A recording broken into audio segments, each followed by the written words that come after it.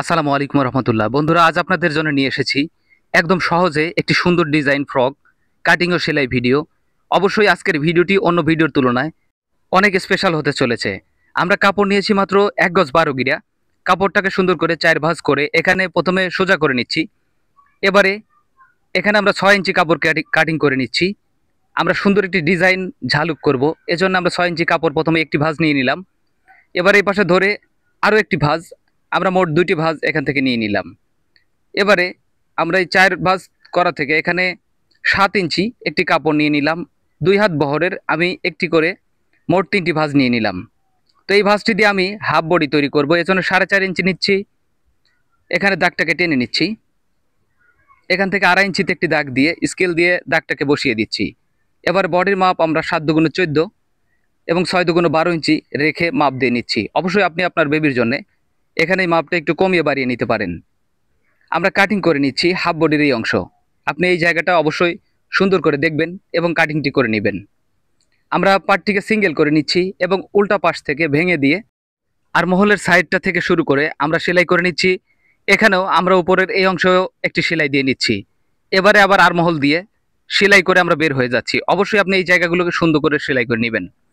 আমরা 2টি পার্টেই এই জায়গাতে মুড়িয়ে দিয়ে সেলাই দিয়ে নিচ্ছি। আপনি এই জায়গাতে অবশ্যই এখানে মুড়িয়ে দিয়ে এই সেলাইটি করে নেবেন, যাতে করে সুতা এবং কাপড়ের কাঁচা অংশ যেন না দেখা যায়। আমরা সুন্দর করে এই জায়গায় সেলাইগুলো দিয়ে নিলাম। এবার আমরা রাবার নিব। এখান থেকে আমরা রাবার নিব 17 ইঞ্চি। আপনি অবশ্যই কত ইঞ্চি রাবার নেবেন আমাকে একটি কমেন্টের মাধ্যমে জানাতে পারেন। আমরা যে 2টি পার্ট নিয়েছিলাম 2টি পার্টকে জোড়া দিয়ে নিচ্ছি এবং এক মাথায় চিকন করে ওড়নার মতো করে একদম চিকন করে সেলাই দিয়ে নিচ্ছি। আপনিও এই কাপড়টার একটি মাথায় চিকন করে সেলাই দিয়ে নেবেন। অবশ্যই আপনি জানাতে ভুলবেন না আপনি কত বছর বেবির জন্য পোশাকটি তৈরি করছেন। এবারে আমরা একটি সেলাই দিয়ে নিচ্ছি। প্রথমে একটি সেলাই একটু ভাঙা দিয়ে 2 সুতা পরিমাণ ভিতরে দিয়ে আমরা একটি সেলাই দিয়ে নিচ্ছি। এখানে আপনিও একটি সেলাই দিয়ে নেবেন। এবারে রাবারটাকে ধরে রাবারটাকে প্রথমে একটি মাথা আটকিয়ে নেব ব্যাক স্টিচ দেওয়ার মাধ্যমে, এবং সাইড দিয়ে যেন রাবারের উপর সেলাই না পড়ে আমরা রাবারটিকে ভিতরে রেখে এই সেলাইটি দিয়ে নেব। অবশ্যই আপনিও এই সেলাইটি দিয়ে নেবেন যাতে করে রাবারের উপরে সেলাই না পড়ে। আমরা একদম রাবারের পাশ দিয়ে সেলাই দিয়ে নিচ্ছি এই কাপড়টার উপর দিয়ে। এবারে রাবারটাকে টেনে নিচ্ছি। রাবারটাকে টেনে নিয়ে একদম পাশ দিয়ে আবারও সেলাই করে দিচ্ছি। এভাবে আমরা পুরো কাপড়টার সঙ্গে এই রাবারটিকে অ্যাডজাস্ট করে সেলাই দিয়ে নিব। এবারে হালকা করে রাবারটাকে টেনে এই মাথায় আমরা ব্যাক স্টিচ দিয়ে নেব। আমাদের অনেক সুন্দর ঝালুক তৈরি হয়ে গেল। আপনিও সেমভাবে এই ঝালুকগুলো তৈরি করে নেবেন। বন্ধু, আপনি যদি আমাদের চ্যানেলে নতুন হয়ে থাকেন অবশ্যই চ্যানেলটিকে সাবস্ক্রাইব করে রাখবেন এবং বেল আইকন বাজিয়ে দিবেন, যাতে করে পরবর্তী ভিডিও আপলোড দেওয়ার সঙ্গে সঙ্গে আপনার কাছে পৌঁছাতে পারে। এবারে আমরা এখানে টপ সিন দিয়ে নিচ্ছি। আপনি সুন্দর করে টপ সিন দিয়ে এই গোলাকার আকৃতিটি দেখে নেবেন। এবার আমরা কাপড় নিচ্ছি 12 ইঞ্চি। আমরা প্রথমে 12 ইঞ্চিতে দাগ দিয়ে একটি পার্ট কেটে নিচ্ছি। এবারে এটাকে বসিয়ে দিয়ে আরও একটি পার্ট আমরা কেটে নেব। আপনিও সেমভাবে এখানে একটু কমিয়ে বাড়িয়ে নিতে পারেন। এবারে 2টি পার্টকে আমরা বিছিয়ে দেব।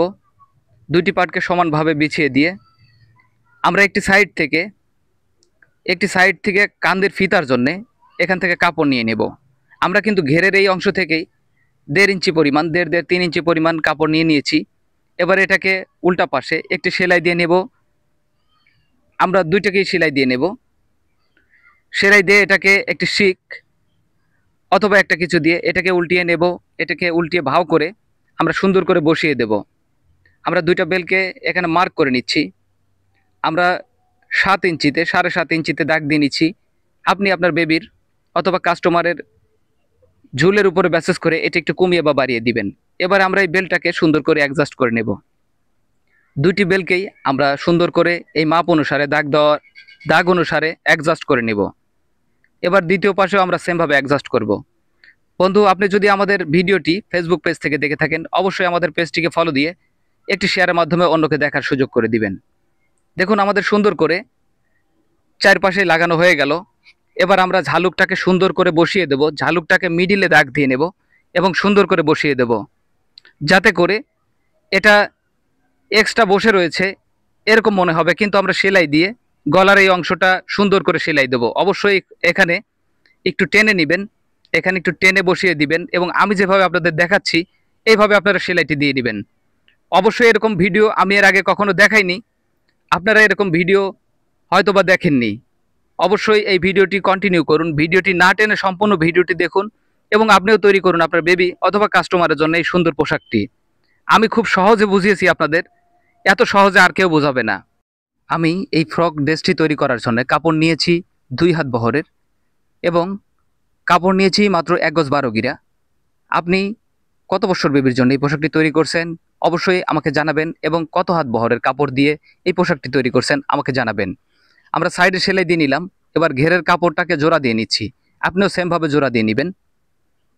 আমি 3 থেকে 4 বছর বেবির জন্য এই পোশাকটি তৈরি করছি। আপনি কত বছর বেবির জন্য পোশাকটি তৈরি করছেন অবশ্যই একটি কমেন্টের মাধ্যমে জানাবেন। আমি চিকন চিকন কুচিগুলো দিয়ে নিচ্ছি। আপনারাও সেমভাবে এই ঘেরের পাটে চিকন কুচিগুলো দিয়ে নেবেন, যাতে করে কোমরের মাপ অনুযায়ী এই কুচিগুলো দেওয়ার পরে এখানে ঠিকঠাক হয়ে যায়। কোমরের কুচিগুলো আমরা চিকন চিকন দেব আমাদের কাপড় অনুসারে।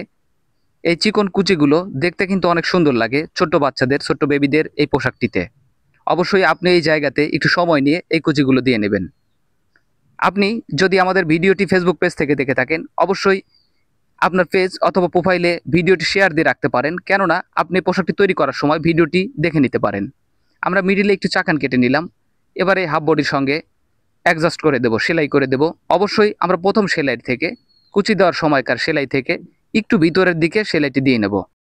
বন্ধু, আমি প্রত্যেক ভিডিওতে বলে থাকি আপনারা যে যেখানে থাকুন সুস্থ থাকুন, ভালো থাকুন, থাকুন সুরুজ টেইলরিং টিপসের সঙ্গে।